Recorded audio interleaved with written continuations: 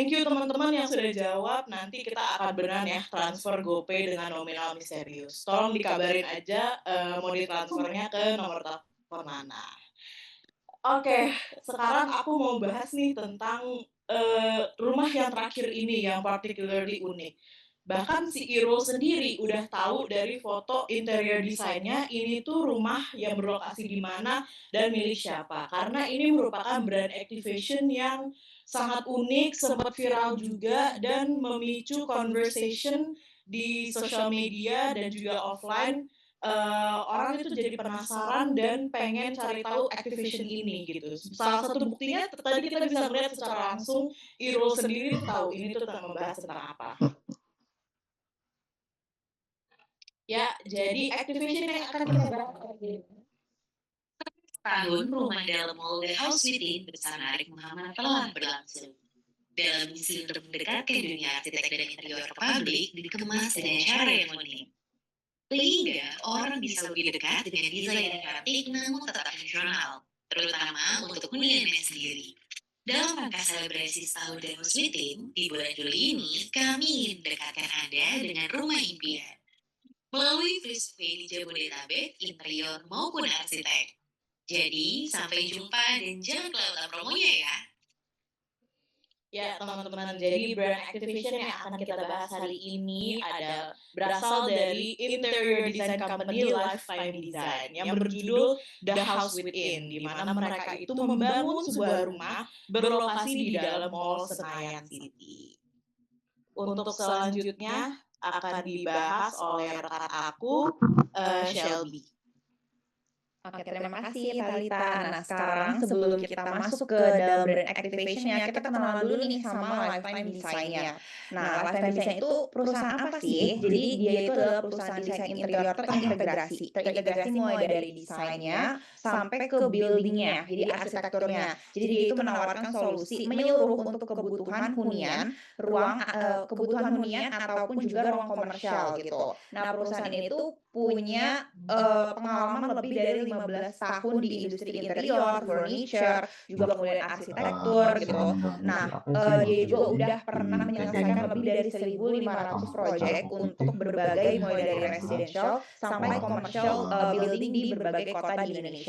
Nah, ya proyeknya ini tuh mencakup rumah tempat tinggal, kemudian juga kantor, retail, terus kemudian restoran, hospitality seperti hotel, even misalnya installation, mereka juga pernah bikin installation di Senayan City, tapi yang pasti berbeda dengan project ini. Nah, untuk channel bisnisnya, di sini mereka tuh ada 5. Yang pertama ada Lifetime Design Interior, kemudian yang kedua Lifetime Design Arsitektur, yang ketiga Lifetime Design Furniture, yang keempat Lifetime Design Estate, dan yang kelima nih Hoire. Hoire ini tuh singkatan dari hospitality, office, kemudian interior dan juga residential gitu. Jadi di sini tuh mereka berfokusnya itu ini sebenarnya subjek baru yang mereka di tahun 2020 yang dimana tuh mereka lebih fokusnya itu ke ruang publik gitu. Nah, di sini mereka itu punya key marketing point-nya, yaitu hadir mewujudkan rumah yang Anda impikan. Jadi di sini mereka itu nggak hanya sekedar ngebuat desain interior aja, nggak menyediakan desain interior aja, tapi mereka tuh pengen ngasih solusi gaya hidup atau lifestyle. Nah, jadi makanya mereka nge-pointing out kalimat ini. Nah, artinya adalah Lifetime Design ini mau membantu konsumennya untuk mencapai rumah impiannya mereka gitu. Jadi mereka mau ngebuat satu konsep interior design yang sesuai sama kepribadian dari konsumennya gitu. Next slide. Nah, di sini kita coba lihat dulu dari sisi brand positioning-nya. Yang pertama, kalau dari sisi target market, mereka ini mengincar lah gitu segmentasi masyarakat menengah ke atas gitu. Yang kenapa? Karena memang di sini dari kita lihat juga yang mungkin tadi udah lihat beberapa desain atau struktur di video sebelumnya, itu tuh desainnya cukup megah, elegan gitu kan. Jadi memang segmen yang mereka incar itu adalah masyarakat menengah ke atas. Kalau kita lihat juga kenapa sih mereka pilih Mall Senayan City, itu juga karena bisa dibilang segmentasinya itu sesuai sama, yang target pasar yang mereka cari gitu. Terus yang kedua itu ada pemilik rumah residensial gitu ya. Jadi, sebenarnya kan pemilik rumah itu banyak nih, cuman biasanya mereka yang menargetkan adalah orang-orang yang memang punya rumah residensial, udah punya atau mau punya rumah di residensial gitu. Nah, yang ketiga itu adalah pelaku bisnis. Nah, pelaku bisnis ini, itu bisa, macam-macam gitu kan, mulai dari yang mungkin, eee, desain estate atau mungkin juga kayak perkantoran, hospitality gitu. Nah, tapi semuanya itu merujuk kepada lifestyle oriented gitu. Kenapa? Karena nggak semua masyarakat menengah ke atas atau pemilik rumah residensial dan pelaku bisnis yang ibaratnya lifestyle oriented nih gitu. Jadi mereka tuh pengen ngasih hunian atau ruang usaha yang benar-benar eksklusif dan juga bernilai seni tinggi gitu. Makanya mereka ngincernya itu ke yang lifestyle oriented gitu. Nah, sekarang kita lihat dari point of difference-nya. Nah, kenapa di sini tuh mereka benar-benar menekankan diri mereka itu sebagai pakar gaya klasik modern. Jadi mereka tuh pengen ngubah persepsi, kalau misalnya, gaya-gaya yang mewah itu tuh atau misalnya yang kayak model-model kayak klasik gitu, itu tuh selalu kaku, selalu tua gitu kan. Nah, ini mereka mau mengubah persepsi itu jadi, enggak juga kok ternyata desain klasik itu tuh bisa juga nih jadi elegan gitu, jadi berkualitas, jadi berkelas gitu, bahkan bisa juga disesuaikan sama, anak-anak Gen Z saat ini gitu. Nah, mereka itu punya signature palette color khusus yaitu off-white. Nah, warnanya itu tuh yang ada di, kolom si signature palette color itu gitu. Jadi kenapa mereka memilih, color itu karena menurut mereka itu cocok sama, konsep mereka yaitu gaya klasik modern tadi gitu. Nah, di sini mereka itu juga, merupakan one stop solution gitu. Jadi berbeda sama desain-desain interior lainnya, mereka tuh menawarkan, layanan end to end gitu. Jadi mulai kayak dari konstruksi desain ya kan, dari mulai, konsultasi dan desain. Konsultasi dan desain ini adalah, consumer-nya itu bisa, datang kemudian konsultasi kira-kira ini nih gaya yang mereka mau dan lain sebagainya, kemudian akan didesainkan oleh mereka. Kemudian dari segi konstruksinya, mereka itu juga udah punya, berbagai tenaga profesional sendiri untuk ngejamin nih kualitas bangunannya. Dan di sini, konsumen itu juga bisa milih gitu kira-kira, bahan bangunan apa yang mereka mau gunakan, yang sesuai sama budget mereka seperti apa, kayak gitu. Nah, kemudian ada juga custom furniture gitu. Nah, di sini, uniknya mereka itu adalah mereka itu bisa, ngeproduksi furniture sendiri di workshop pribadinya mereka. Jadi, apa yang misalnya klien mau atau desain spesifik gitu, mereka tuh bisa bikin gitu. Tentunya dengan, harga-harga yang menyesuaikan gitu. Dan yang terakhir itu renovasi. Jadi mereka itu, nggak cuman kayak bikin building baru atau rumah baru, tapi mereka juga bisa nih renovasi aja gitu kalau memang kliennya, mau, untuk renovasi rumah gitu. Nah, kemudian sekarang kita masuk ke, brand image gitu ya.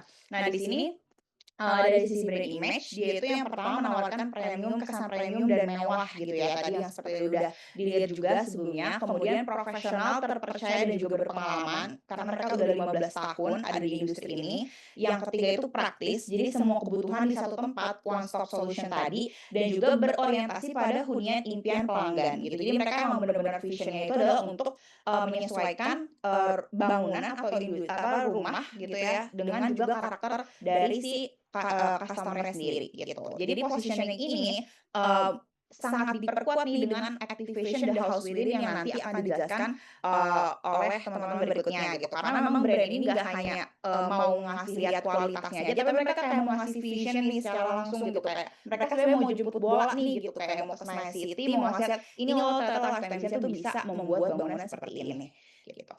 Oke, selanjutnya akan dijelaskan oleh, Adisti. Oke, terima kasih Shelby. Oke, kita akan membahas tentang brand activation dari The House Within yang dibuat oleh Lifetime Design. Seperti yang tadi udah dijelaskan oleh Shelby ya, Lifetime Design itu sebuah perusahaan desain interior dan konstruksi. Nah, brand activation ini tuh merupakan sebuah instalasi rumah eksklusif yang dibangun di dalam area publik, yaitu di Senayan City Mall yang berkolaborasi dengan influencer Arif Muhammad. Rumah yang dibangun bukan sekedar dekorasi, tetapi merupakan rumah lengkap dengan desain interior yang premium dengan luas sekitar 250 meter persegi. Dan yang lebih menarik lagi, rumah itu dibangun hanya dalam waktu 5 hari. Hal ini menunjukkan kemampuan brand dalam hal eksekusi desain dan konstruksi secara cepat dan berkualitas. Konsep utama dari brand activation ini adalah menghadirkan sesuatu yang tidak biasa, yaitu rumah di dalam mall. Secara logika kan orang tuh datang ke mall tuh mau belanja gitu ya. Nah, tapi karena brand activation ini justru jadi ada kontradiksi gitu, antara, apa, adanya kontradiksi, menjadi sangat menarik perhatian, pengunjung mall. Next. Oke, pada slide ini kita masuk ke konsep dasar dari brand activation itu sendiri. Secara sederhana, brand activation dari The Life Within ini kombinasi antara experience dan interaksi langsung antara brand dan konsumennya. Dalam konteks ini, Lifetime Design tidak hanya ingin dikenal sebagai perusahaan desain interior dan konstruksi, tetapi juga ingin menunjukkan secara langsung bagaimana kualitas dan pengalaman yang mereka tawarkan kepada konsumennya. Berbeda dengan komunikasi tradisional seperti iklan yang hanya satu arah, brand activation ini memungkinkan konsumen untuk benar-benar berinteraksi dan merasakan brand secara nyata. Jadi konsumen tidak hanya melihat hasil desain lifestyle desain ini, tapi juga bisa masuk, melihat detail dan merasakan langsung kualitasnya. Melalui pendekatan ini, lifetime design dapat membangun koneksi yang lebih kuat dan lebih cepat dengan konsumennya. Hal ini kemudian dapat dijelaskan melalui yang pertama itu, brand berhasil menciptakan exposure dengan dikenal luas dan menarik perhatian audiens. Kemudian yang kedua itu, engagement melalui interaksi langsung dengan konsumen hingga akhirnya menghasilkan experience di mana konsumen dapat merasakan langsung kualitas dan value dari brand tersebut. Jadi keberhasilan activation ini tidak hanya dilihat dari seberapa banyak orang yang melihat, tetapi juga dari seberapa dalam konsumen terlibat dan merasakan pengalaman yang diberikan oleh Lifetime Design. Nah, untuk strategi activation-nya, strategi utama dari activation ini adalah menghadirkan pengalaman langsung kepada konsumen. Instalasi rumah ini tidak hanya berfungsi sebagai portofolio, tetapi juga sebagai media untuk mendekatkan calon konsumen dengan konsep rumah impian mereka. Lifetime Design ingin menunjukkan bahwa memiliki rumah impian tidak harus sulit atau rumit, tetapi bisa diwujudkan dengan lebih mudah melalui layanan mereka. Beberapa pesan utama yang ingin disampaikan melalui activation ini adalah yang pertama, rumah impian bisa diwujudkan dengan cepat. Ditunjukkan melalui pembangunan dalam waktu 5 hari di dalam mall tersebut. Yang kedua, brand lebih dekat dan approachable. Dengan hadirnya rumah di dalam mall, dengan menghadirkannya rumah di dalam mall tersebut. Terus melalui kolaborasi juga dengan public figure seperti Arif Muhammad. Dengan strategi ini, Lifetime Design tidak hanya mempromosikan jasanya, tetapi juga berusaha mengubah persepsi konsumen bahwa desain interior tidak selalu rumit dan eksklusif, tetapi bisa lebih dekat, mudah diakses, dan relevan dengan kehidupan mereka. Selanjutnya akan dijelaskan lagi oleh Shelby. Oke, jadi di sini kita tuh bisa ngeliat kalau misalnya Lifetime Design ini mau coba nge-engage nih gitu dengan konsumennya untuk leading to the brand trust gitu. Jadi mereka tuh pengen supaya konsumennya itu bisa percaya nih sama kualitasnya mereka gitu. Nah, di sini how to engage-nya kita ambil ada beberapa yang menurut analisa kelompok kita. Yang pertama itu ada bringing the brand to life with a direct experience. Jadi menghidupkan vision brand ini melalui pengalaman langsung. Jadi nggak hanya melalui katalog atau misalnya Instagram gitu atau misalnya kayak company profile gitu, tapi mereka itu mengubah pengalaman itu tuh nyata gitu secara nyata melalui vision di mall gitu, di mana konsumen itu tadi yang seperti udah disampaikan Adisti gitu ya, di sini konsumen bisa ngeliat secara langsung desainnya gimana, masuk ke ruangannya, nge-experience langsung gimana sih ambience rumahnya gitu. Jadi ngebayangin kalau rumah Lifetime Design itu seperti apa sih gitu. Jadi menghidupkan si brand itu sendiri, bukan hanya kayak sekedar postingan gitu. Nah, yang kedua itu adalah thinking the unthinkable, be creative with the medium gitu. Jadi di sini Lifetime Design mencoba untuk berpikir gitu ya, hal-hal yang nggak terduga dan pengen membuat sesuatu yang kreatif gitu dengan medianya. Nah, di sini medianya apa? Medianya itu ya mall gitu. Dia itu mencoba menjadikan mall ini sebagai medianya dan juga atrium yang di tengah itu yang di ground floor itu sebagai rumah mewahnya gitu lah. Nah ini berbeda mungkin sama interior perusahaan interior desain lainnya yang biasanya mungkin ya itu ya cuman nyebar brosur atau misalnya kayak bisa ngelihatnya di showroom di showroomnya mereka aja gitu atau by medsos gitu kan. Nah jadi ini dia kayak mencoba mengubah apa ya mereka mencoba berkreasi dengan mengubah ruang publik itu jadi sesuatu experience space lah bisa dibilang.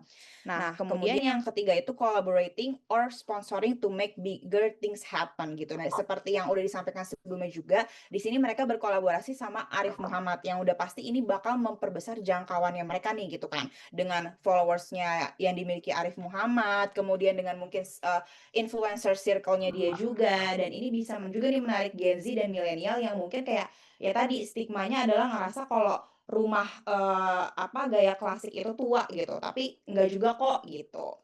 Nah, kemudian yang keempat itu ada an unexpected contradiction works well. Jadi di sini tadi yang udah dijelasin sama Adisti juga bahwa ada kontradiksi nih gitu kan kayak nggak mungkin nih ada rumah di dalam mall gitu kan ini kan yang bertolak belakang gitu ya karena kayak rumah itu kan ya tempat tinggal gitu sementara mall itu ya orang tempat belanja gitu. Nah, di sini kayak kalau kita lihat ada yang unik juga kampanye Arif Muhammad di mana dia itu pakai sarung di dalam mallnya gitu. Nah, ini kan sebagai kontradiksi nih karena kayak ya rumah itu kan buat orang nyantai gitu kan. Kalau mall ya orang buat belanja gitu. Tapi ini uniknya di situ. Nah, terus dare to be the first because someone else will if you don't gitu. Jadi di sini Lifetime Design mengambil langkah yang cukup berani gitu untuk jadi desain interior pertama yang membangun rumah di dalam mall gitu. Nah, yang terakhir adalah create an interactivity that goes beyond product trial gitu. Jadi di sini dia bukan kayak cuman sekedar bikin kayak trial produk aja gitu misalnya di showroomnya dia, tapi dia pengen ada interaksi atau engagement lebih nih gitu ke calon konsumennya mungkin gitu supaya apa? Supaya oh tahu nih ada brand ini gitu. Kemudian apa sih yang mereka bisa kerjakan atau apa yang mereka capable gitu. Seperti itu. Selanjutnya akan dijelaskan oleh Rizky. Oke. Jadi kita akan bedah mengenai dimensi-dimensi CBA yang ada pada campaign ini.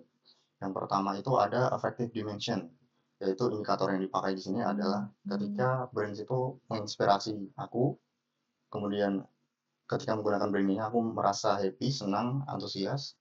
Dan yang terakhir itu antusias tadi ketika aku merasakan campaign ini tadi, aku merasa antusias tentang brand itu. Gitu.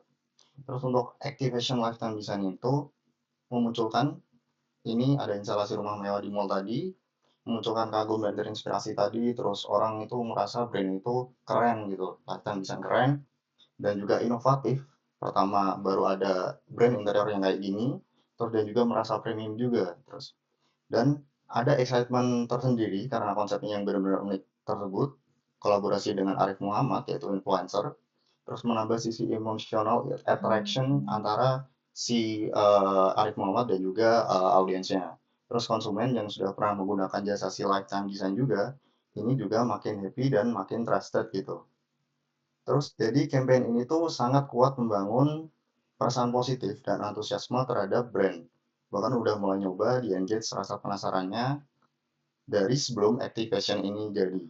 Jadi ada storytelling terlebih dahulu dari Arif Muhammad ketika pembangunan instalasi si interior dari Lifetime Design ini. Terus jika dilihat dari dimensi kognitif sendiri, ada indikator-indikator yang muncul yaitu ketika orang mengunjungi, mereka mesti berpikir tentang brand ini sendiri yang membuat instalasi ini siapa sih? Yaitu si Lifetime Design dengan konsepnya si Arif Muhammad. Kemudian brand Lifetime Design ini tuh nge-stimulate ketertarikan orang-orang untuk datang ke langsung dan mengexperience instalasi atau campaign ini gitu. Terus time flies when I interact with brand. Jadi orang-orang nggak kerasa tuh ketika mereka berinteraksi dengan melihat berinteraksi dengan instalasinya si Lifetime Design di sensi tersebut. Terus campaign ini tuh bikin orang-orang mikir, ini brand apa sih gitu. Terus kok bisa sih bikin rumah di dalam mall gitu loh. Terus desa mereka ini kayak gimana sih interiornya gitu loh.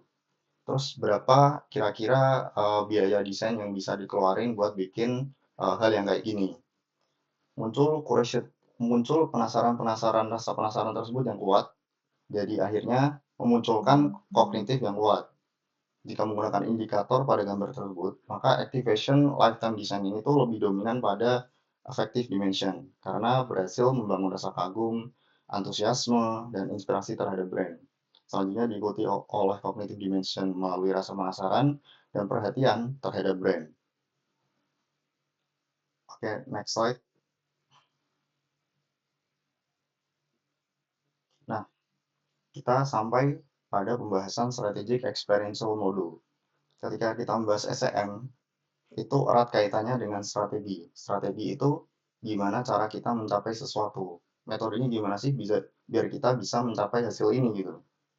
Nah, dalam campaign ini sendiri, yang kurang lebih udah menghasilkan 500 juta impresi dan 10.000 kunjungan langsung ke booth ininya, Lifetime Design, ini tuh sangat dominan dengan strategi relate, yaitu relate marketing sendiri. Itu kan dia ada 2 hal di sini yang ditonjolkan, yaitu memiliki aspek sense, feel, think, dan act marketing. Selanjutnya, appeals to individuals' desire for self-improvement. Ini sangat mencerminkan si campaign The House Within ini. Karena Arif Muhammad di sini tuh sebenarnya sebagai jembatan sosial aja gitu. Audiens nggak sekedar melihat interior mewah ini aja, tapi mereka merasa terhubung dengan figur si Arif Muhammad ini. Kok bisa si Arif Muhammad ini bikin rumah di mall gitu loh. Bukan si interior ini sendiri tuh berdiri sendiri gitu. Nah, rumah ini seolah menjadi cerminan aspirasi yang sangat inspiratif bagi itu tadi. Jadi akhirnya ada social identity, ada self improvement desire dan reference group dari si audiensnya Arif Muhammad. Mengapa sih ini bukan sense? Karena kalau sense itu tidak bisa menjelaskan gimana proses sebelum campaign ini terjadi, gimana Arif Muhammad engage dengan audiensnya ketika ingin bikin instalasi ini. Terus kenapa bukan feel di sini? Karena di sini pengalaman yang diciptakan itu nggak personal banget gitu. Pengalaman-pengalaman yang dibentuk di sini tuh dikaitkan terhadap persona si Arif Muhammad sendiri sebagai influencer, sebagai orang yang berada gitu. Kenapa bisa bikin rumah dalam mall gitu. Terus kenapa juga penting di sini? Karena di sini si lifetime design menekankan bahwa mereka ingin orang-orang itu menikmati, bukan memecahkan masalah. Sedangkan think itu erat kaitannya dengan segala instalasi yang brand itu mendorong seseorang itu aware terhadap masalah dan memecahkan solusi bareng-bareng. Gimana sih biar kita menyelesaikan masalah ini? Terus kenapa ini bukan act juga? Karena nggak ada perubahan perilaku nyata. Seperti contohnya kalau Nike itu dia mengkampanyekan just do it. Itu dia mendorong orang-orang buat melakukan sesuatu gitu. Just do it, itu ada call to action-nya secara jelas. Oke, selanjutnya yang terakhir, selama pembuatan campaign ini sendiri itu sudah menghasilkan 10.000 kunjungan seperti yang disebutkan tadi, yang dimana 10.000 kunjungan ini secara tidak langsung menunjukkan minat orang atau singkatnya disebut cold leads, orang-orang yang minat. Terus menghasilkan 479 juta impression secara offline. Terus juga secara langsung terhadap sosial media brand ini meningkatkan dari 96.000 followers ke 648.000 followers. Dan engagement lebih tinggi daripada konten-konten yang lain. Dan di sini sendiri winning kontennya bisa mencapai 3,8 juta views di Instagram. Seperti yang dapat dilihat, ini adalah beberapa sentimen audiens yang menyinggung tentang instalasi ini. Rata-rata dari mereka bilang, ya ini tuh kayak beda banget gitu ya. Kok bisa si Arif Muhammad ini bikin rumah dalam mall gitu. Nah, itu kurang lebih presentasi dari kelompok kita. Kalau ada pertanyaan atau diskusi, bisa elaborate lagi. Terima kasih. Waktu ini sudah habis ya, jadi saya kayaknya nggak buka sesi diskusinya ya. Nggak apa-apa ya, saya tutup. Terima kasih untuk kelompok karena waktunya overdur nih. Sebenarnya iya ya, jadi kalau kita lihat dari apa yang dilakukan, kalau dilihat on the surface itu memang sangat kelihatan kayak marketing ya sebetulnya gitu. Tapi kalau ditelaah lebih dalam benar, ini nggak sekedar experiential marketing yang menekankan kepada kegiatan fisik gitu loh, tapi ternyata ada hal-hal yang dibangun dan diinginkan oleh si marketernya di dalamnya, bahwa seolah-olah kayak orang memiliki rumah dengan desain yang demikian agar ada capaian demikian gitu ya. Itu kan sebenarnya mau dibangun ya gitu. Waktu pas awal-awal juga sebetulnya itu campaign-nya cukup smooth ya. Kayaknya agak di belakang baru ter-reveal bahwa itu branded. Di awal-awal tuh walaupun kalau orang yang di bidang marketing sih mungkin udah suspicious ya, kayak nggak percaya deh ada rumah di dalam mall. Kayaknya kalau orang marketing kayaknya nggak mungkin gitu ya. Tapi kan ternyata banyak juga orang awam yang kayak wow tajir banget ya. Wow, cukup banyak ya netizen yang amazed dan menyangka itu betulan gitu, padahal tidak ya. Nah di situ sebetulnya saya suka sama pemaparan kelompok karena dalam arti gini, bukan berarti harus kayak begini gitu, enggak ya. Tapi menurut saya pemaparan kelompok itu mereka mencari case yang fokus gitu ya, jadi nggak terlalu lebar bahasannya, ada sisi interaktifnya ada. Mereka cukup mengcover hal-hal atau framework yang udah kita pelajari, jadi kita kasih applause ya buat kelompok nih. Oke, sisanya satu kelompok lagi ya minggu depan ya, terakhir kalau nggak salah ya. Betul nggak ya? Apa udah habis ya? Masih ada nggak sih minggu depan? Masih ada nih, kita kelompok terakhir. Oh masih ya? Masih ya? Masih ada ya? Oke. Oke, 567 ya, terakhir oke ya. Nah, berkaitan sama tadi yang kelompok presentasikan, kita itu akan sebenarnya di sesi ini sama sesi minggu depan ya, kita akan mulai ngomongin tentang planning atau cara berpikir dari brand activation itu sendiri. Sebelum itu kita absensi dulu ya, sebelum saya lupa. Sebentar, mana ya tadi absensinya? Kok hilang?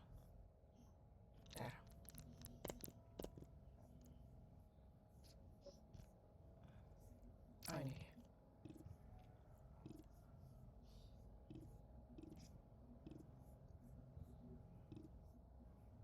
Silakan.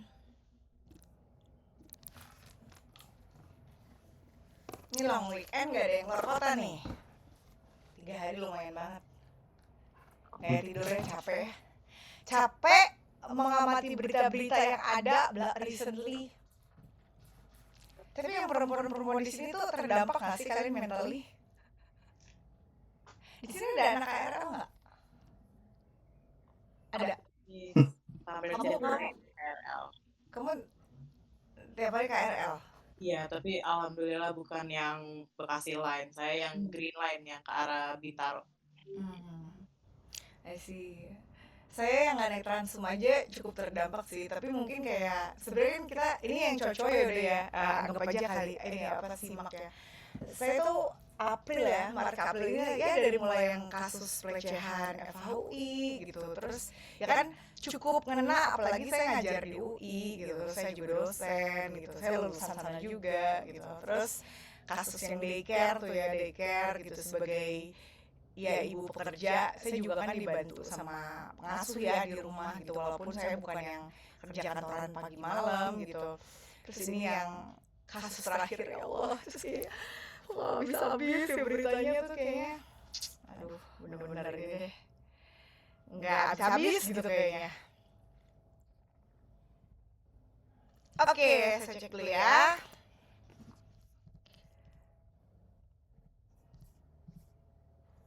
Fakih ya? Fakih tuh kayaknya jarang masuk ya.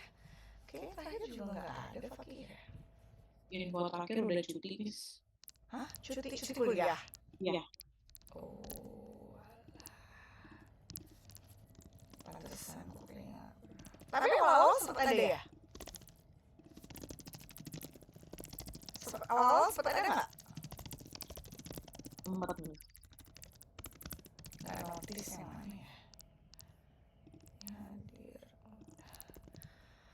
Oke, hari ini kita masuk, sebenarnya ini terdiri dari 2 bagian ya. Hari ini kita ngomongin prosesnya dari activation itu sendiri, minggu depan baru kita ngomongin tentang planningnya ya. Tapi mereka sebenarnya adalah sequential ya. Kita udah bahas nih kalau dari yang sesi-sesi sebelumnya, secara umum popularitasnya nih, yang namanya aktivasi itu dibagi jadi 5 kategori. Tapi kalau ditanya cuma 5 nggak sih? Enggak ya. Ada lebih, tapi ini yang paling beken nih kayak top 5-nya ya, yaitu experiential atau yang kita belajar di sesi 4 itu kan experiential marketing disebutnya. Ada yang disebut in-store promo activation. Nah, ini sifatnya adalah aktivasi yang mengkombinasikan self promotion untuk melakukan pemasaran produk. Jadi in-store ini bisa apakah dia offline, apakah dia online ya. Jadi nggak harus in-store itu nggak harus offline. Tapi prinsipnya cara dia mengaktifasi konsumennya itu adalah dengan melakukan promosi produk gitu. Kayak misalnya ya paling simpel ya kalau kalian lihat di supermarket ada activation booth kecil, ada sampling cooking demo atau mungkin SPG yang keliling menawarkan sampling makanan atau apapun, itu contohnya adalah in-store activation ya. Kemudian yang ketiga yang cukup kita familiar juga adalah digital activation ya. Ada yang bentuknya social media activation, kadang-kadang orang bilangnya interactive activation, jadi banyak macamnya. Lalu ada community activation, ini juga baru tren mungkin kayak 10 tahun terakhir ya. Jadi aktivasi yang kadang-kadang tuh di prakteknya orang bilangnya tap in ya. Tap in community gitu, tap in community. Jadi sebenarnya itu adalah part of activation. Kita berkolaborasi, kita masuk ke dalam komunitas-komunitas gitu. Yang terakhir adalah sifatnya either sampling ataupun sponsorship. Nah, ini harus teman-teman udah kebayang ya. Sampling itu intinya membagi-bagikan contoh produk agar orang bisa experience dan trial produknya, atau sponsorship, any kind of sponsorship format. Nah, prinsipnya yang namanya aktivasi, kita kan udah belajar tuh ya, ada feel, sense, act, relating, segala macam. Semuanya itu adalah strategi yang diupayakan itu untuk memberikan experience. Nah, kalau kita dalam marketing ya, kadang-kadang kan ada istilah kita planning, kita analysis, kita execution, kita evaluation apapun gitu ya. Sama di aktivasi juga ada proses-proses seperti itu. Cuman istilahnya biasanya agak beda sedikit ya. Kita bilangnya di sini fase pertama itu adalah discovery.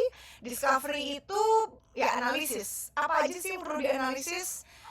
Keadaan company kalian, brand kalian itu gimana di market ya. Terus kemudian customernya, marketnya sendiri seperti apa. Apakah market yang sudah jenuh, apakah market yang baru akan dibentuk, apa yang lain-lain segala macam. Yang ketiga adalah kompetisi, playersnya gimana, oh pemainnya banyak nih, persaingannya ketat, oh pemainnya sedikit, oh ada satu yang kuat banget dan mendominasi, dan segala macam. Dan condition itu maksudnya apa? Kadang-kadang di kategori produk tertentu ada faktor-faktor eksternal ya, misalnya kayak geopolitik atau faktor-faktor makro yang itu akan mempengaruhi kondisi brand kita. Ada yang bisa contohin nggak? Kasih saya contoh yang kontras gini. Kategori produk apa yang kegiatan marketingnya terdampak dengan kondisi eksternal atau makro atau geopolitik? Kategori produk apa yang nggak terdampak atau minim terdampak? Karena ada kategori produk yang sangat bergantung atau terdampak, ada juga kategori produk yang biasa-biasa aja gitu. Coba contohin. Gadget mungkin, Miss. Gimana tuh Nita? Soalnya rom-rom itu kan sekarang harganya lagi naik ya. Terus Apanya sorry? Punten, tadi nggak dengar apa? rom-rom. Rom. Nah, Ya. saya dengarnya apa? Nah, itu Terus impact ke harga market di pasaran sekarang tuh, harga handphone impact-nya pada naik karena penggunaan AI itu kan butuh rom-rom apa gitu ya, Miss. Jadi impact-nya ke sana sih. Mungkin makronya itu. kalau yang tidak terdampak Nita, Mungkin air mineral ya. Kenapa? Kira-kira reasonnya apa? Sehingga kalau dalam Dari perspektif marketing. Kenapa tuh air mineral tidak Karena terdampak? air mineral kayak semua orang butuh apa ya? Kepikiran aja air mineral ya. Karena mungkin dia nggak butuh yang bahan baku gimana, terus kayak semua orang juga butuh kayak gitu sih. Thank you Nita ya. Kita tampung, kita coba tanya yang lain. Coba yang lain contohin satu lagi. Tadi Nita contohin satu mungkin terkait sama electronic devices ya sebenarnya. Satu electronic devices yang terdampak tidak terdampak misalnya air mineral. Nah kalau yang lain ada contoh nggak? Ayo, carikan kategori yang berbeda. Irul mau coba nih ya.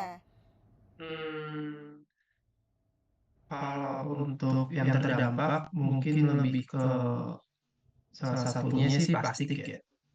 Plastik, good. Plastik efeknya itu mie ayam yang ada di samping kantor harganya naik gara-gara plastiknya juga harganya naik. Serius Jadi naik. Pak kok naik sih gitu. Terus habis itu kalau yang tidak terdampak itu dalam kategori itu sih apa namanya jasa dalam IT karena overall mereka masih di dunia digital dan jasa-jasa kayak pembuatan web dan lain-lain kayak gitu. I see, ya, good sampel ya. Nah sebenarnya kalau kita lihat dari perspektif marketing nih, kalau yang terdampak itu cukup banyak ya. Intinya adalah kategori produk apa sih yang terdampak ya? Kategori produk yang memang untuk dia memasok ya, untuk dia memasok atau dia memproduksi atau saat untuk dia mendistribusikan produknya, memang harganya dipengaruhi dari harga asalnya. Contoh, ya itu seperti plastik ya. Misalnya memang harga bahan baku produksinya naik sehingga dari mulai produksi sampai dengan distribusi semuanya udah naik tuh tin wall. Atau contohnya misalnya paling berasa tuh kemarin saya ngeliat tiket pesawat tuh mengerikan loh kalau untuk rute apa mancanegara ya.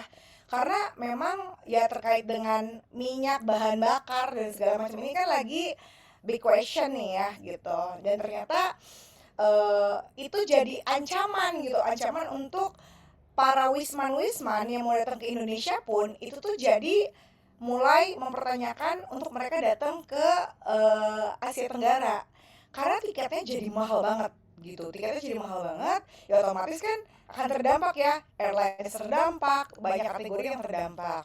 Nah kalau untuk kategori yang tidak terdampak itu biasanya kategori yang apa sih? Satu itu biasanya kategori produk low involvement, seperti tadi yang Nita bilang misalnya air mineral itu adalah brand-brand atau produk-produk yang sehari-hari memang dipakai dan tidak butuh keterlibatan banyak untuk memutuskan pembeliannya gitu loh.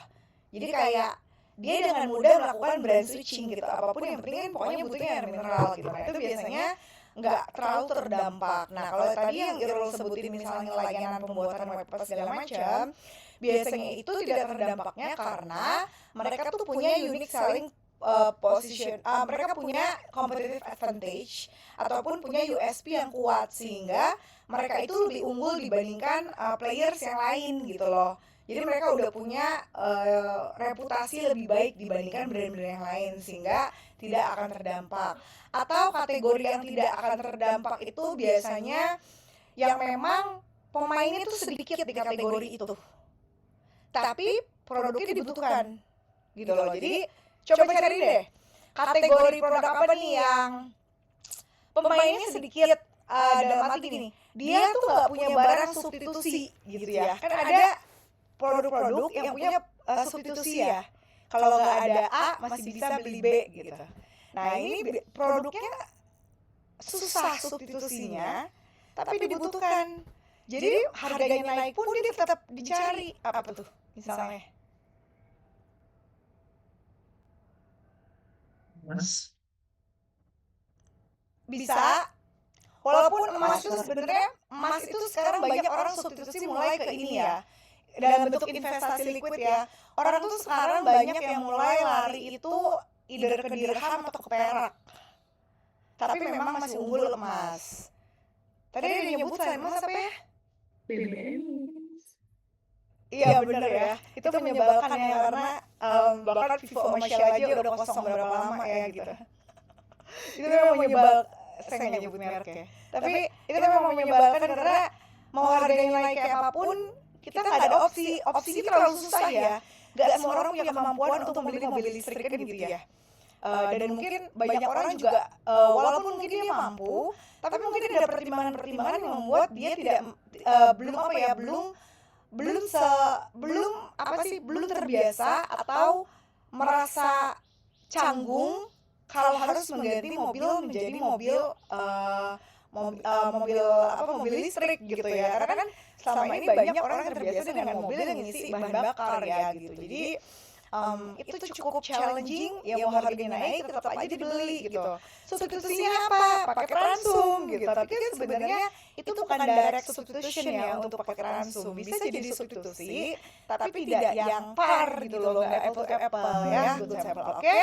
Nah itu baru kita ngomongin fase discovery itu, masuk kedua nih.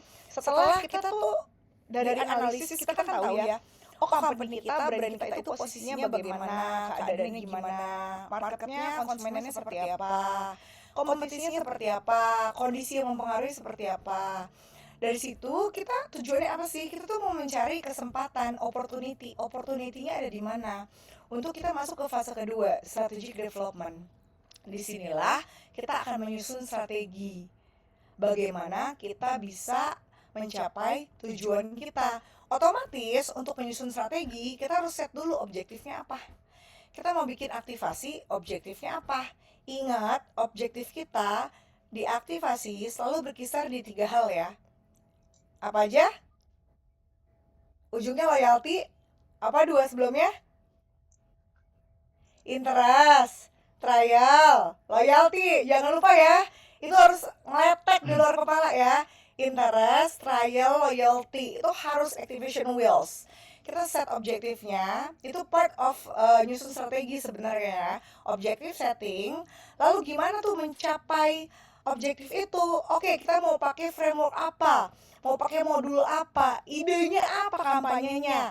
Journey-nya, framework-nya seperti apa? Ini akan kita detailkan minggu depan ya. Tools-nya dibutuhkan apa jika dibutuhkan, dan segala macam itu kita detailin. Baru kita masuk ke fase delivery, kita eksekusi semuanya, baru masuk ke monitoring dan evaluasi. Nah, satu hal yang menarik dari monitoring evaluasi di aktivasi ini adalah saat kalian running sebuah aktivasi, itu dibutuhkan high level thinking decision. Maksudnya apa? Contoh, kita ambil simpel kalian lagi event nih ya. Yang namanya aktivasi itu hampir nggak mungkin 100% berjalan smooth sesuai plan. Makanya kita kalau lagi running aktivasi selalu harus punya contingency plan dan think fast. Dan kita punya kayak mitigasi resiko. Kalau A, yang dilakukan B. Kalau yang terjadi C, yang dilakukan D gitu. Nah, itu yang sangat krusial dibutuhkan di aktivasi. Karena benar-benar kita harus bisa mitigasi. Contoh nih ya, kalau misalnya kita bikin event outdoor, kalau tiba-tiba hujan, mau dikata penyelenggaranya pakai pawang hujan kayak atau apapun gitu ya, kita nggak bisa jamin nggak hujan gitu loh. Kalau tiba-tiba hujan, apa yang dilakukan? Ya. Terus contoh teknis, yang namanya masalah teknis tuh kadang-kadang tuh ada aja gitu di luar kontrol kita ya. Kalau tiba-tiba listrik mati atau misalnya sound system mati, apa yang harus kita lakukan? Saya pernah ada di satu acara ya. Wah, itu rasanya mau ngamuk setengah mati ya. Iya, namanya qadarullah ya, namanya data teknis kita nggak pernah tahu ya. Intinya saya lagi running event, terus tiba-tiba sound system mati. Bener-bener shock banget. Tapi alhamdulillah MC-nya pintar banget ya. Kalau MC-nya AO tuh ya, udah zong itu acara. Saya kayaknya bisa dipecat langsung sama klien saya tuh ya. Tapi kita tuh karena kita udah briefing dan segala macam, 2 MC ini bisa mencairkan suasana dan membuat audiens tidak fokus pada satu sistem yang mati. Paham nggak maksud saya? Ya. Nah, at the end, activation itu kan apa sih? Experience, engagement. Nah, kita sebagai penyelenggara atau orang yang diaktifasi harus juga pintar mitigasi resikonya. Karena we'll never know what will happen kalau kita lagi running aktivasi, ya. Oke, lanjut. Ini sih sama, masih di situ. Nah, kuncinya juga kalau kita lagi mau planning activation, kita tuh jadi kayak Sherlock Holmes. Kenapa nih? Karena kita benar-benar harus menggunakan panca indera kita. Harus, bahkan untuk hal-hal yang kita sebenarnya nggak suka ya. Tapi kita tuh harus sensitif, membaca situasi, mendengarkan social media listening, dengerin tuh audiens kita lagi ngomongin apa sih soal brand kita, lagi ngomongin apa tentang tren-tren ya. Kalau possible kita gunakan produknya agar kita bisa experience langsung. Nah, pertanyaannya kan nggak semua produk bisa kita gunakan. Contoh misalnya lagi ngerjain aktivasi pembalut. Kalian misalnya timnya laki-laki semua, kan nggak mungkin kalian pakai ya. Nah, yang kalian lakukan gunakan cara yang lain. Read, listen, see, ask ya. Tanya sama pengguna, minta tolong teman-temannya cobain yang perempuan ya. Lihat langsung impact-nya gimana, pengalaman orang seperti apa. Poinnya adalah kita sendiri, iya sayang.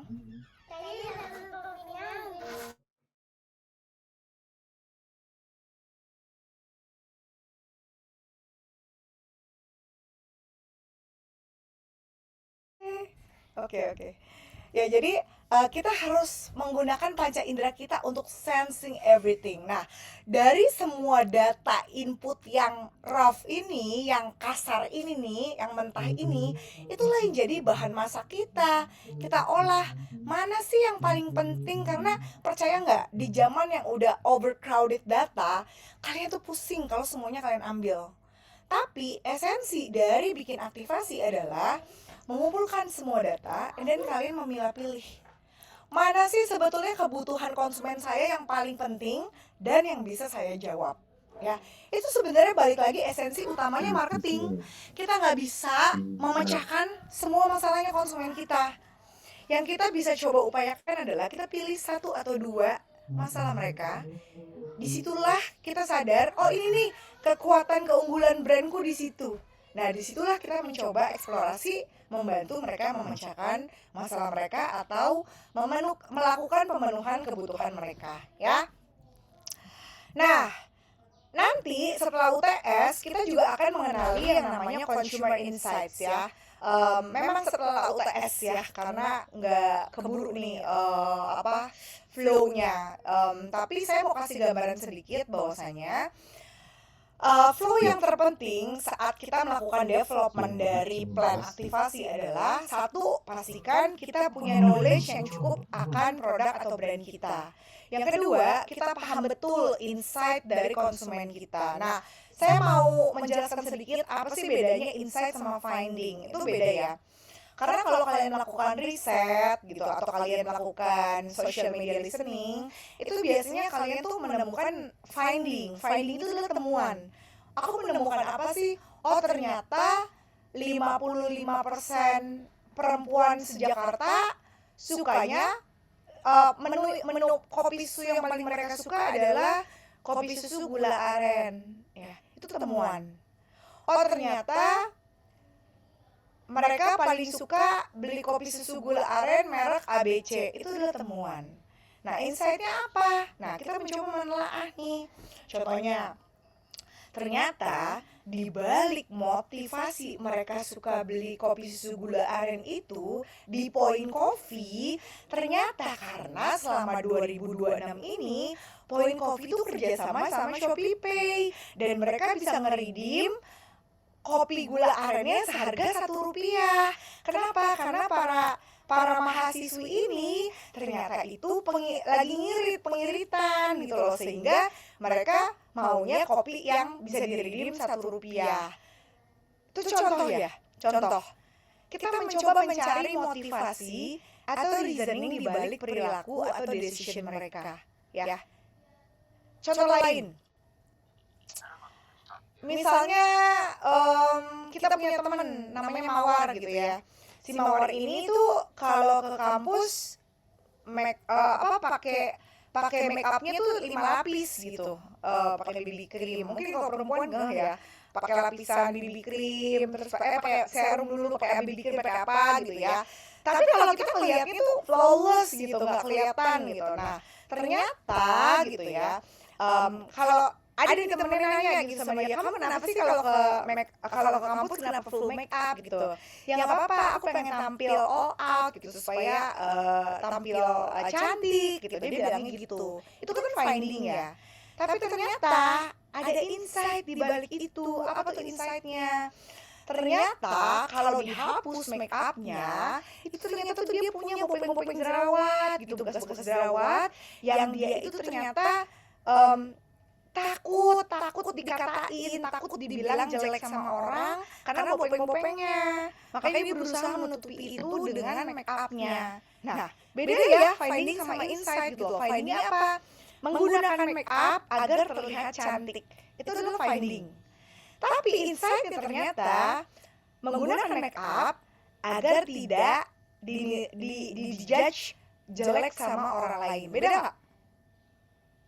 Ya, kebayang ya. Jadi insight itu sesuatu yang lebih dalam. Kayak analoginya tuh kita lihat gini. Teori iceberg ya, teori gunung es. Kalian tahu nggak kalau misalnya kita lihat gunung es, bongkahan gunung es di laut, itu kan kelihatannya kecil ya, kayak kelihatan gunung es aja. Tapi kalau kita masuk ke dalam lautannya, sebetulnya bongkahan gunung es itu di dalam lautan itu jauh lebih besar dibandingkan yang ada di atas permukaan laut. Nah, insights itu kayak bongkahan es yang ada di bawah permukaan laut. Dan itu perlu riset untuk menggalinya. Nanti kita belajarnya setelah UTS ya. Oke? Selain consumer insights, kita tahu juga kondisi market ya. Kita mengetahui kondisi market sesimpel kalau diaktifasi ya berarti kita harus tahu kompetitor kita aktivasinya ngapain gitu. Yang paling simpel kayak begitu ya. Kemudian media information, dan dari situ kita susun key message ya. Pesan apa yang mau kita sampaikan dalam kampanye aktivasi kita. Baru kita masuk ke taktiknya ya. Idenya apa, medianya apa, lalu kita eksekusi ya. Ini kayaknya nggak ada. Nah, kayaknya terakhir deh. 8 metrik ya.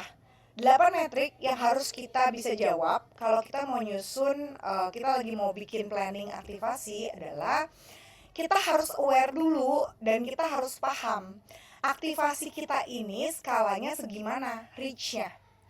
Karena aktivasi itu memang didesain untuk something yang more focus ya, yang lebih targeted.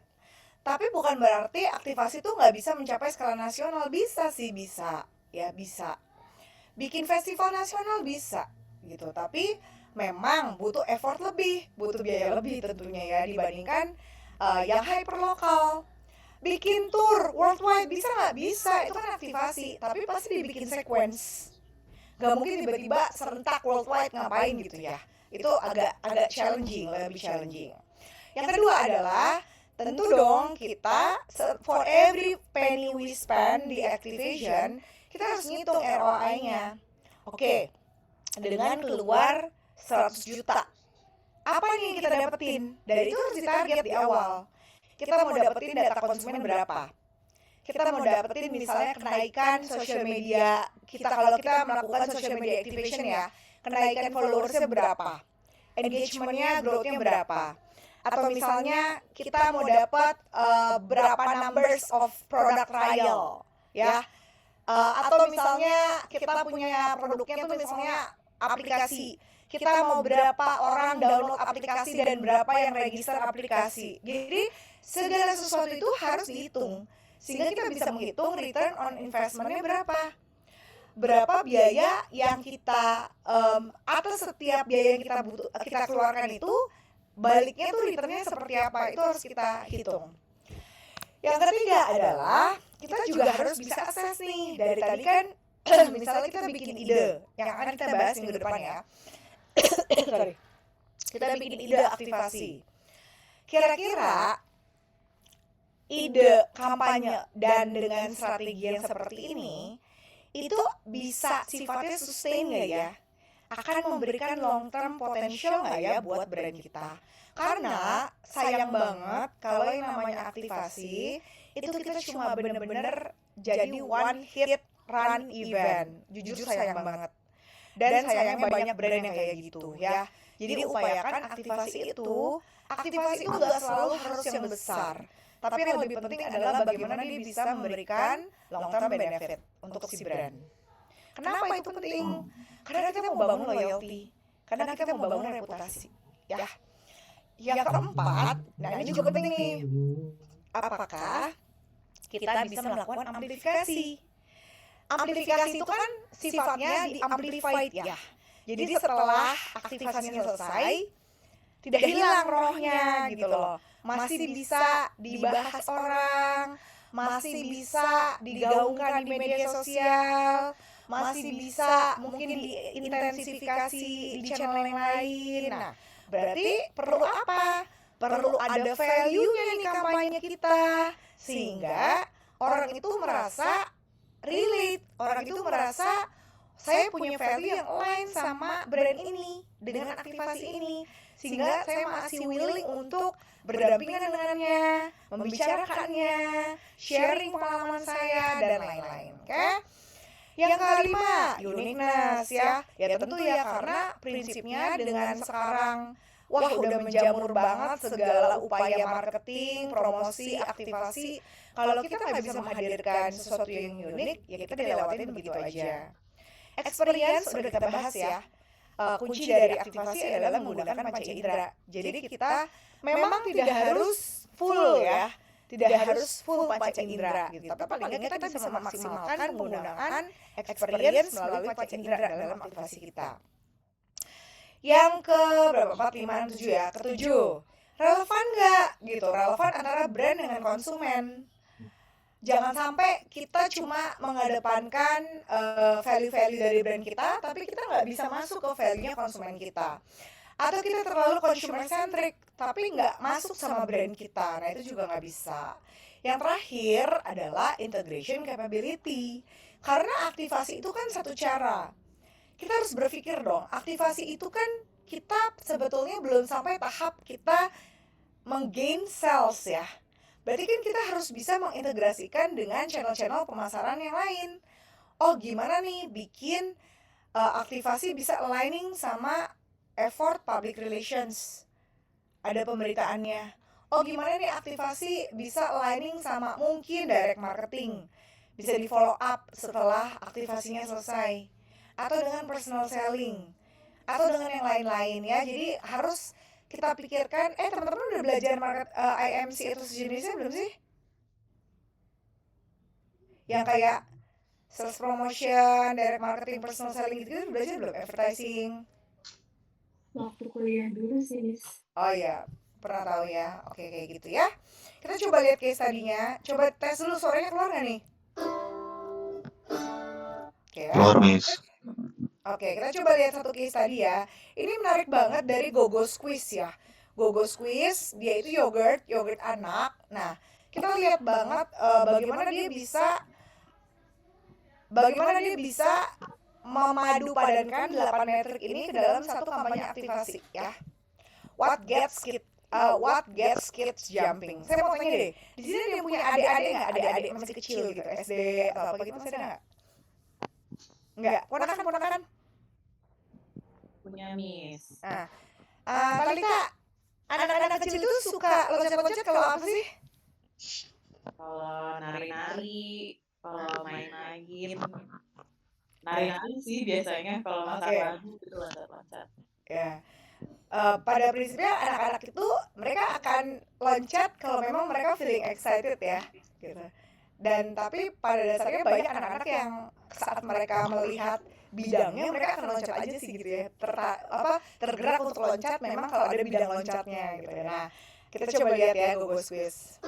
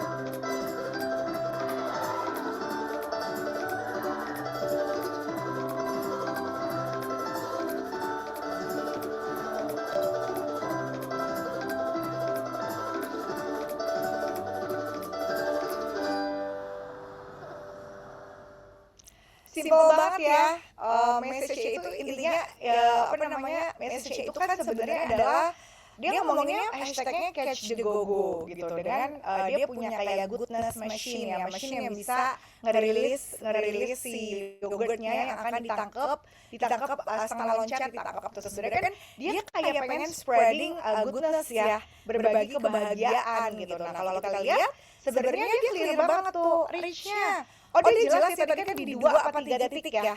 Dia mengadakan di 2 apa 3 titik secara bersamaan gitu. Jadi memang cukup localize gitu. Nah ROI-nya itu kita tadi udah dijelaskan ya. Tapi kalau melihat dari tipe aktivasi seperti ini, bisa jadi itu dia memang akan menghitung berapa orang yang akan terlibat langsung di sana. Dan bisa jadi memang diminta datanya atau diminta data tuh simpel banget ya, kadang cuma nama, bisa jadi email atau nomor handphone sama akun sosmed misalnya gitu ya. Kalau anak-anak biasanya diminta adalah orang tuanya ya. Kemudian long term potential bisa banget gitu karena kampanye ini kampanye yang dari dia trial produk lalu bisa dipanjangkan gitu loh dengan in-store promo atau yang lain-lain. Amplifikasi sangat bisa karena ada nilai-nilai yang bisa diberitakan. Uniqueness menurut saya sih ini unik banget ya karena memorable. Terus kemudian dia yang meninggalkan kesan menyenangkan gitu. Buat anak-anak tuh juga happy moments dan segala macam. Experience-nya juga dapet, relevan banget karena happiness, goodness itu tuh di-represent oleh konsumennya dan juga brandnya. Kelihatan kan tadi dari emosi dan ekspresi orang-orangnya, dan integration capability-nya tuh bisa banget gitu. Kebayang gak sih begitu orang nyobain si gogonya, terus di sampingnya terus misalnya ada booth yang menjual gogo dengan promo bundling kayak sales promo atau apa, atau ada experience yang lain gitu. Jadi sebenarnya sangat bisa diintegrate ke marketing promotion yang lain ya. Udah deh, abis. Sampai saat ini ada yang mau ditanyakan dulu sebelum kita mau masuk ke soal UTS? Ada yang udah baca soal UTS-nya? Hah? Belum? Serius belum? Saya nggak mau jelasin soalnya kalau belum. Baca dulu. Apa? Udah. Siapa bilang udah? Oke. Apa disuruh ngapain nih, Tak?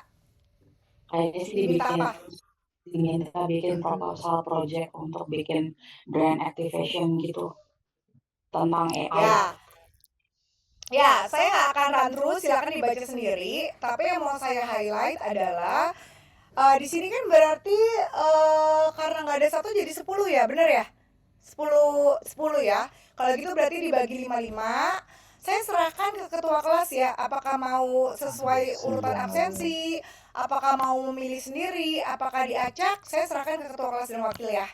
Silakan diatur sama teman-teman seperti apa yang menjadi kesepakatan suara mayoritas kelas. Jadi per 5 gitu ya. Intinya kalian akan membuat sebuah aktivasi. Detailnya udah saya tulis di sini semua. Catatan saya tolong kata per kata dari soalnya dibaca ya. Tolong benar-benar kata per katanya dipelajari ya. Yang mau saya highlight itu adalah temanya ya. Temanya itu adalah AI anxiety versus AI dependency.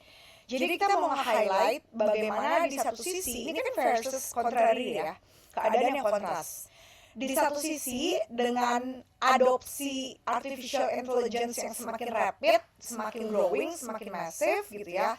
Di satu sisi itu menimbulkan kebergantungan kepada penggunanya, Gen Z, dan juga young professionals gitu ya. Tapi di satu sisi itu menimbulkan anxiety gitu loh. Anxiety akan dampak-dampak yang memang ditimbulkan dari penggunaan AI itu sendiri gitu. Nah, jadi kalian akan diminta untuk meramu aktivasi dengan tema ini yang direpresent oleh Ilkom Bakri gitu ya. Jadi brandnya tuh si Ilkom Bakri bikin aktivasi ini gitu. Udah sih, rasanya itu ya. Proposalnya apa aja, deliverablesnya. Di sini tolong diperhatikan, saya sudah kasih skor-skornya ya. Jadi kayak overview itu 10%, target audiensnya. Karena target audiens itu kan bisa jadi antara dua kelompok ini ternyata memilih segmen fokus yang berbeda bisa jadi ya gitu, karena kan tergantung riset kalian. Lalu di bagian strategi, objective setting, strateginya, planningnya, ini sebenarnya udah saya detailin semua sih semuanya ya. Nah jadi rencananya nanti kan dua kelompok ini akan submit plan mereka untuk UTS ya. UTS-nya itu jadi tidak presentasi ya. Nanti presentasi itu adanya di UAS. Kalian akan mensubmit deck kalian dan rekaman video presentasi kalian maksimum 15 menit. Tujuannya apa? Di UTS itu saya memang prefer rekaman supaya presentasinya bisa maksimal. Karena saya pengen kalian dalam 15 menit berlatih dan harus latihan ya, harus latihan sebelum kalian rekam itu gitu loh. Dan enaknya rekam itu kan bisa diulang-ulang ya. Kalau misalnya aduh ngomongnya belibet nih apa segala macam gitu loh. Saya pengen dalam 15 menit itu saya bisa menilai dengan maksimal gitu dibandingkan kalian live presentation. Nanti live presentation itu ada di UAS untuk pelaporan. Nah, kenapa? Jadi itu nanti dua kelompok ini, oh ya, catatan sedikit ya. AI anxiety dan AI dependency versus ini itu tema, bukan judul aktivasi ya, teman-teman jangan kejebak. Kalian bikin judul aktivasi dan lain-lainnya sendiri loh ya. Ini kan tema besarnya doang ya. Jadi kalian bebas berkreasi gitu. Nah, nanti setelah UTS di sesi 9 berarti ya, tanggal 29 Mei, saya akan mengumumkan dua kelompok ini siapa idenya yang akan dieksekusi bersama untuk UAS. Paham nggak maksudnya? Jadi satu kelas akan mengeksekusi ide salah satu yang menang, yang nilainya lebih bagus, dengan beberapa fine tuning. Nah, jadi saat teman-teman menggarap proposal ini, mindsetnya adalah ini akan dikerjakan oleh 10 orang, bukan untuk 5 orang. Karena kan pasti kalian kan sambil kerja juga gitu ya. Saya juga punya takarannya dengan sebelumnya kelas karyawan running activation gitu. Akan beda dong kalau yang running 5 orang sama 10 orang ya gitu. Jadi dari awal mendesain proposal, penilaiannya tentu saya akan menilai kalian bikin plan ini untuk nantinya di running oleh 10 orang kelas karyawan. Kebayang? Ya? Udah. Ada yang mau ditanyakan? Nggak apa-apa, nanti soalnya bisa dibaca lagi. Kan kita masih akan ketemu di tanggal 8 ya. Kalau along the way, kalau ada yang mau ditanyakan, tapi tolong hari ini udah bentuk kelompok ya. Ketua kelas dan wakil, Nadia mana ada kan? Oh iya, Nadia sama Anita ya. Tolong hari ini sudah bentuk kelompok ya. Jangan sampai kelompoknya belum terbentuk, sehingga kalian udah mulai bisa, ya silakan diatur sendiri planningnya mau gimana, segala macam ya. Harapannya tidak last minute nih pengerjaannya, sayang karena UTS komposisinya nilainya besar juga. Kita kan akan masih ketemu lagi di tanggal 8. Kalau during selama 1 minggu kalian ada yang mau ditanyakan, kali aja kalian udah mulai riset, udah mulai segala macam, boleh ya. Minggu depan boleh ditanyain di kelas. Terus kan minggu depannya itu reading days, kalian juga udah masuk UTS. Tanggal 22 itu submit UTS-nya. Tanggal 29 kita guest lecture ya. Jadi tanggal 29 Mei masuk ke sesi 9 itu akan ada guest lecture ya. Nanti saya umumin detailnya gimana. Guest lecture-nya salah satu co-founder dan CMO dari salah satu activation agency ya. Nanti saya umumin detailnya. Please hadir ya, sayang banget. Dan upayakan, apalagi di sesi guest lecture, jangan sambil mobile ya. Nanti nggak fokus dengerinnya, sayang banget. Karena nanti guest lecture-nya insya Allah akan bawa case study yang menarik banget gitu ya. Jadi 29 Mei itu nanti kita guest lecture dulu. Baru di 5 Mei itu kita akan masuk ke bahan consumer insights ya. Baru nanti start 12 Juni kita akan coaching. Atau nanti kita lihat ya, saya mau lihat dulu sebanyak apa rombakan proposalnya. Bisa jadi kita balik. Tanggal 5 Juni itu saya mau coaching pertama untuk perbaikan proposal. 12 Mei-nya itu bahan consumer insights, baru nextnya coaching lagi. Nanti kita lihat dulu ya. Kita lihat sebanyak apa perbaikan proposalnya. Kalau proposalnya tidak banyak fine tune, maka bahan dulu aja dituntaskan. Tapi kalau rasanya butuh fine tune, maka di 5 Juni kita mendingan coaching dulu sekali, baru nanti masuk ke bahan terakhir. Ya? Tapi teman-teman gini ya mindsetnya, selama saya kan udah 3 tahun lebih megang kelas karyawan ya, jalaninnya enjoy aja ya gitu, dalam arti gitu. Mindsetnya itu dibikin ini tuh kayak jadi ajang, this is the opportunity to prove yourself gitu. Jadi jangan dijadikan beban gitu, karena kalau kalian awalnya mindset udah beban, gue dapet project gitu ya, percayalah jalannya berat banget nanti gitu. Tapi dijalanin enjoy aja, dan toh ini kan pekerjaan 10 orang gitu, dan saya nggak expecting harus aktivitas besar gitu loh. Saya lebih appreciate something yang memang tepat sasaran, menjawab insights, menjawab kebutuhan sesuai dengan topik. Small bisa jadi small tapi impactful gitu ya. Jadi membuat aktivasi itu nggak harus sesuatu yang besar, mahal, techy, nggak harus kayak gitu ya. Ada pertanyaan? Udah mulai pusing apa? Udah mulai mau liburan 3 hari gitu. Aman ya? Ya udah, kalau gitu kita ketemu di minggu depan, presentasi terakhir. Kita masuk bahan ke planning, sama kalau ada pertanyaan UTS, tolong disampaikan, dan ketua dan wakil tolong hari ini dipandu untuk membentukkan kelompok ya. Oke, happy long weekend semuanya. Assalamualaikum warahmatullahi wabarakatuh. See you next Friday.